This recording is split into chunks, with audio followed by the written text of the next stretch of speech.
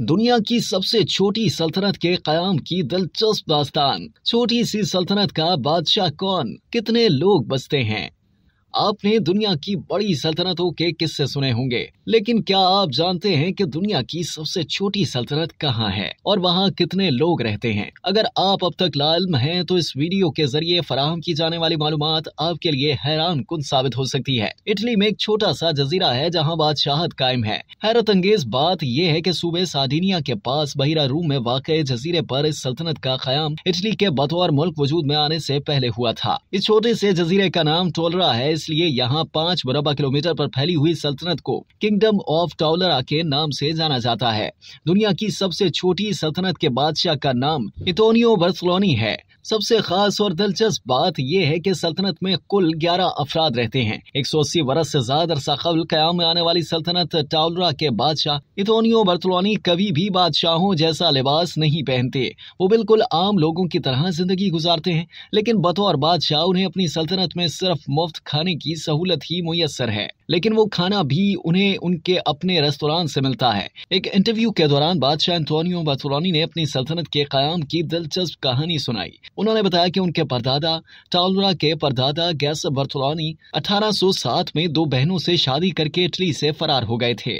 उस वक्त तक इटली बतौर एक मुल्क वजूद में नहीं आया था, बल्कि उसका सूबा सार्डिनिया एक मुख्तलिफ सल्तनत के तौर पर आबाद था और वहाँ 2 शादियों पर पाबंदी आई थी। इसलिए गैस बार्थोलोनी भाग कर उस जजीरे पर आकर बस गए थे। गैस बार्थोलोनी जनेवा शहर के रहने वाले थे। उन्हें जल्द ही इस जजीरे पर पाए जाने वाली सुनहरे दांतों वाली बकरियों का पता चला। ये दुनिया में अपनी नौइयत की अनोखी बकरियां हैं। जल्द ही इन बकरियों का तस्करा इटली तक पहुंच गया।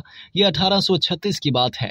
बादशाह एंटोनियो बार्थोलोनी का मजीद बताना था कि सार्डिनिया के बादशाह कार्लो अल्बर्टो इन बकरियों को देखने और इनका शिकार करने के लिए टोलरा जजीरे पर आए। बादशाह ने बताया कि जब सार्डिनिया के बादशाह अल्बर्टो पहुंचे तो उन्होंने अपना तारुफ करवाते हुए कहा कि वो सार्डिनिया के बादशाह हैं। इसके जवाब में गसेब के बेटे यानी मेरे परदादा पाउलो ने कहा कि वो टोलरा के बादशाह हैं। इसके बाद गसेब के बेटे पाउलो ने बादशाह कार्लो अल्बर्टो की उन बकरियों के शिकार में मदद की और पूरे जजीरे की सैर करवाई।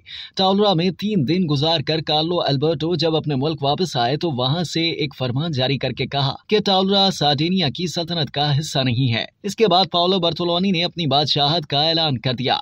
बादशाह एंटोनियो के मुताबिक उस वक्त इस जजीरे पर कुल 33 लोग रहते थे, तो पाउलो उन 33 लोगों के बादशाह हो गए।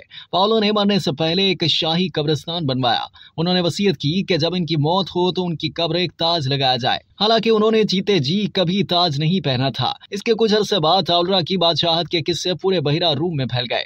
19वीं सदी में बरतानिया की मलका विक्टोरिया ने दुनिया भर के बादशाहों की तस्वीर जमा करने का मिशन शुरू किया था। उस दौरान उन्होंने एक जहाज टोलरा भी भेजा था ताकि यहाँ के शाही खानदान की तस्वीर भी हासिल की जा सके। उस दौर की तस्वीर बरसों तक इंग्लैंड के बकिंगम पैलेस में आवेजा रही। अब वो तस्वीर टोलरा के मौजूदा बादशाह एंटोनियो बार्थोलोनी के रेस्तोरां में लगी हुई है। 1962 में टोलरा जजीरे पर नेटो का फौजी अड्डा बनने के बाद इस छोटी सी सल्तनत की खुद मुख्तारी खत्म हो गई।